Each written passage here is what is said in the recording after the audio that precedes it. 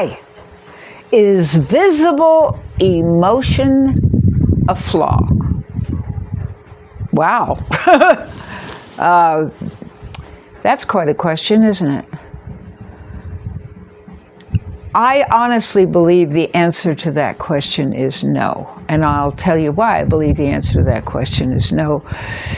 When I first learned about public speaking, which was quite a long time ago, but I was an adult, one of the times that I was taking a course, I was taking a Dale Carnegie course, I remember he gave us each a wadded up piece of newspaper. And we were supposed to beat the desk and scream, if you act enthusiastic, you will be enthusiastic, like that, like it was a cadence. And the point he was trying to make is that when you are doing public speaking, you should be speaking with emotion in your voice. And as I've gone by in the world and all these years, I have to agree, because as a teacher, when I would say, okay, I draw a picture of a duck, and I say, quack, the kids would laugh. Why? They didn't expect their teacher to quack. The duck might have quacked, but they didn't expect the teacher to quack. I think emotion, all emotion, and I do mean that, has a place. A very important place in the human race. And I'll tell you, I even believe that more after observing, because I did work a number of years in a country club. And being around people in a country club is very different than being raised in the military, I can tell you that for sure. Especially now, if I'd been an officer's child, it might have been different. My dad was an officer during World War II, but not after that. And my husband was an officer, but I wasn't with him at the time he was an officer. So I don't really know, but I do know that the officers' club was considered way above the enlisted men's club where I used to go. I used to go to the teen club, and it was great. And I was always emotional there. I played pool, and I just had a wonderful time being with other military kids, because military, we always show our emotions. I'm sure the men and the women who are shooting rifles are being taught not to be emotional. But in general, it's what makes us human. I mean, I have a dog laying next to me who's laying down quietly, and of course the dog also shows emotions with his teeth. And that can be a negative thing, but he also shows emotions with his tongue. He licks me. He licks me when I pet him. He also shows emotions with his tail. Now, if dogs just stood there motionless, would we be pleased to walk in the door at night and see them at the other end of the room with their tail down, sitting or taking a nap and not paying attention to us? No, of course not. And I do counseling. I do counseling online. I've done counseling in person. I've been a counselor off and on for 40 years. I believe strongly in showing emotion. Strongly. Cry, laughing, sobbing, whatever it is. I feel like holding it in is deadly, really deadly. I don't know if you've ever seen Downton Abbey, but it gives us an opportunity to look into the very elite. And the very elite don't show their emotions. You see that in some of the other, especially the movies done around the 1800s, because usually they're done about the people who are very elite. The Great Gatsby and things like that too, which of course was in the early 1900s. They're all about the elite. And the elite tend to be stuffy, as far as I'm concerned. Stuffy! They just don't show their emotions. speak in a certain way, they dress in a certain way, they hold it all in. And if somebody's done something really awful, they really hold it in. And I don't understand that kind of behavior. When I'm working with someone and they're feeling very, very taken by something, and I say, let it out, they usually bawl. Or if they're crying, I don't tell them to stop.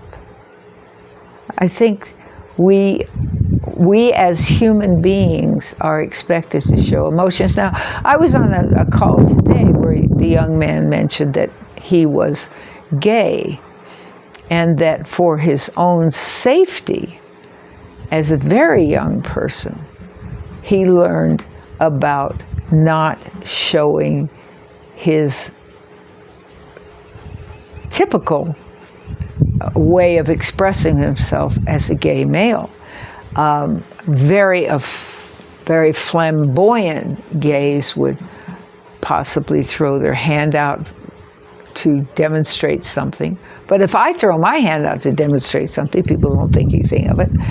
Or they would speak with more of a almost a singing tone.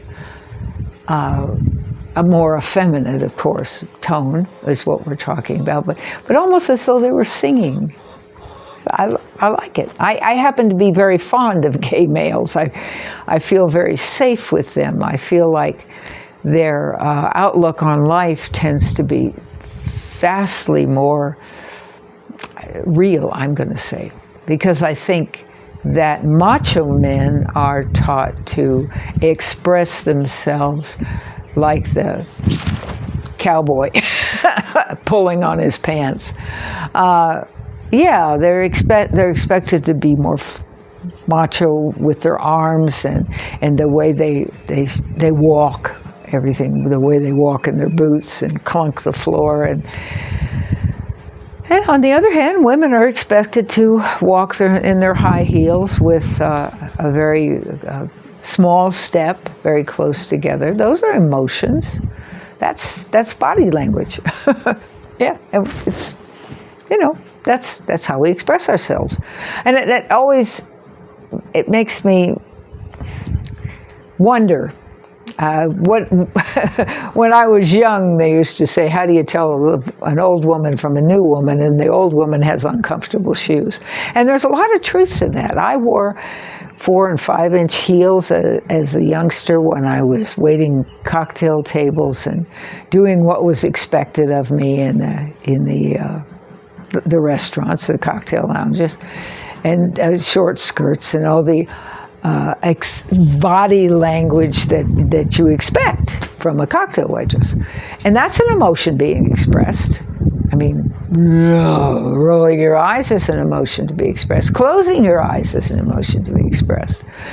So emotions go across the gamut, but keep in mind that we do respect emotion, especially in children. I mean, when you see a child in a video and they're learning how to dance, oh gosh, you have to be a real Mr. Scrooge not to laugh, because they're so adorable.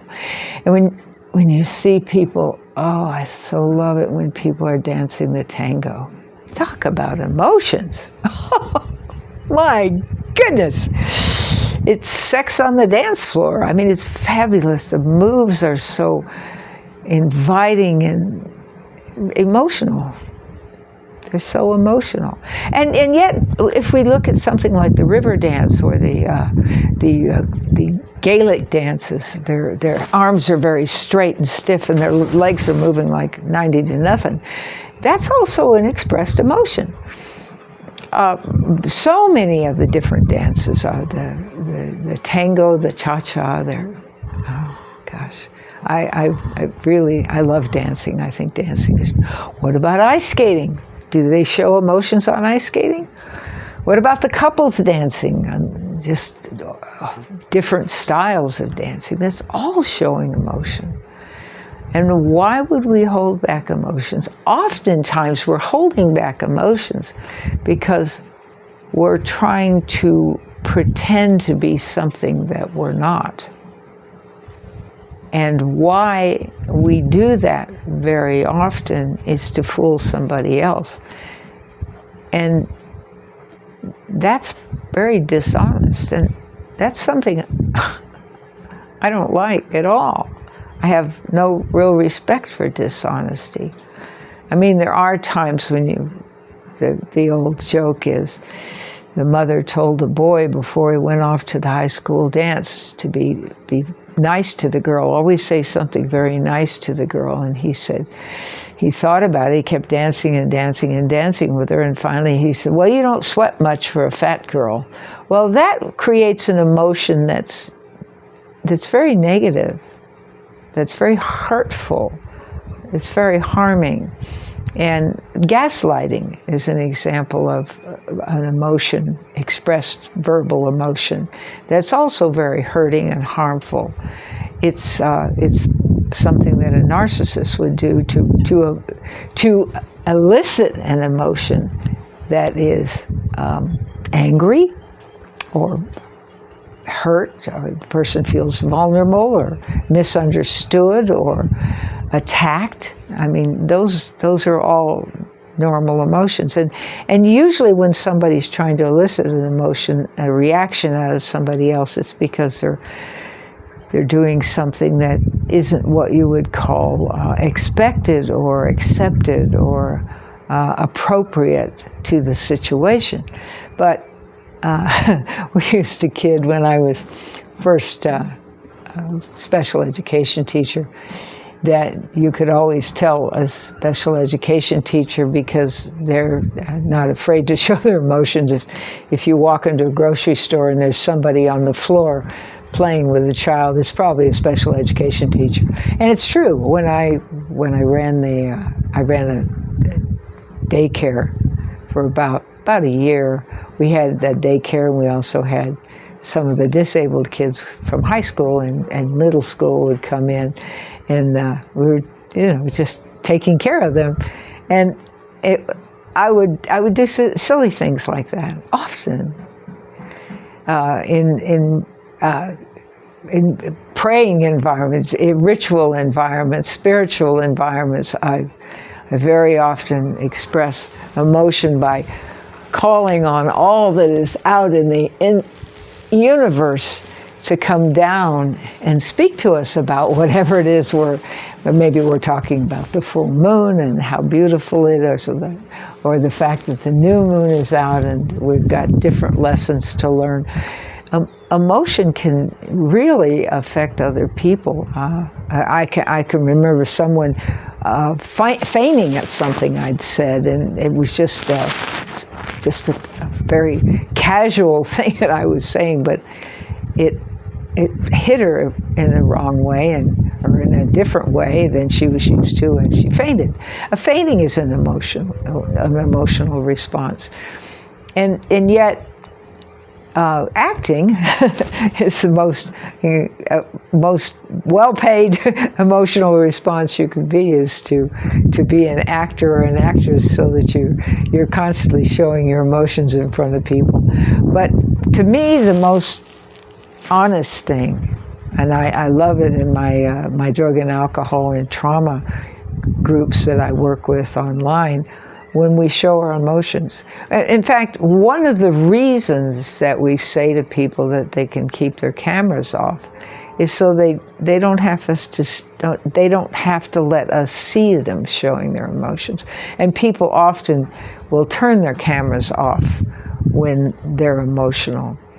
And yet we can all learn from seeing a person having an emotional reaction to something, and of course if it's a laugh, they usually leave the cameras on, and but it's good, I think, good to express our emotions. I think it's a way to show that you're trusting somebody else you're with, and what could be a greater gift than showing your emotions, or teaching a child that showing your emotions is welcome, it's expected, it's real, it's honest.